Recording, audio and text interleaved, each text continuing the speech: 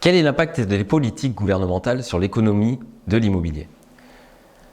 De tout temps, le gouvernement successifs ont mis en place diverses politiques et normes pour agir sur le marché immobilier, généralement dans le but de stimuler son dynamisme, faciliter l'accès au logement de toutes et tous, favoriser le développement urbain et clarifier les droits et devoirs des propriétaires et locataires. Ces politiques gouvernementales ont une incidence directe sur l'offre, la demande, les prix et de fait sur le comportement des acteurs du marché immobilier. Ainsi, les principales actions gouvernementales ayant un impact fort sur l'état du marché immobilier sont les suivantes. La politique monétaire. Comme toute politique, les politiques mises en œuvre par les banques centrales ont un impact non négligeable sur le secteur immobilier. Ces politiques impactent directement l'accès au crédit des ménages, ce qui peut augmenter ou réduire la demande de biens immobiliers. De plus, des taux d'intérêt bas ont tendance à encourager les propriétaires à refinancer leurs prêts hypothéqués pour obtenir des conditions plus favorables. Par ailleurs, les investisseurs sont généralement attentifs aux politiques monétaires, dans le sens où le niveau de taux d'intérêt influence directement l'attractivité de l'investissement dans l'immobilier locatif.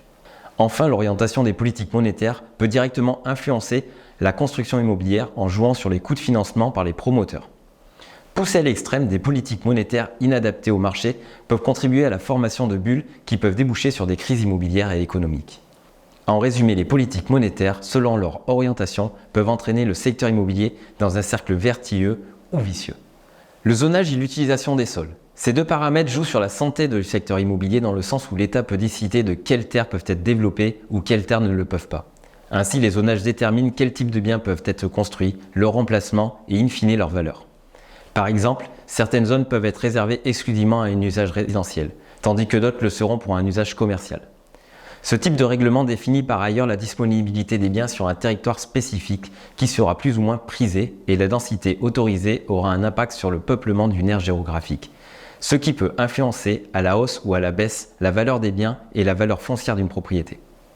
De plus, précisons que les politiques encadrant le zonage et l'utilisation des sols peuvent être développées dans une optique de protection de l'environnement, ce qui, encore une fois, va déterminer si une zone sera constructible ou non, et si oui, sous quelles conditions.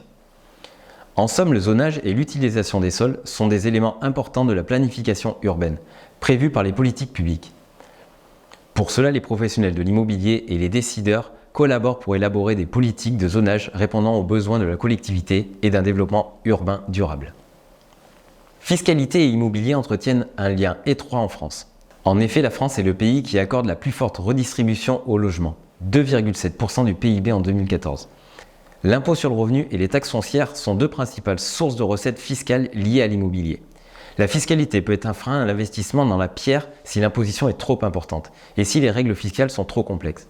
Ainsi, les politiques fiscales ont un impact sur le secteur immobilier dans la mesure où ils peuvent augmenter ou réduire l'imposition des biens immobiliers et simplifier ou complexifier les prévisions de revenus liées à l'investissement dans l'immobilier. Les politiques de logement social visent à fournir un logement abordable aux ménages aux revenus modestes et à promouvoir la mixité sociale. Les politiques de logement social ont donc des impacts clés sur l'état du secteur immobilier.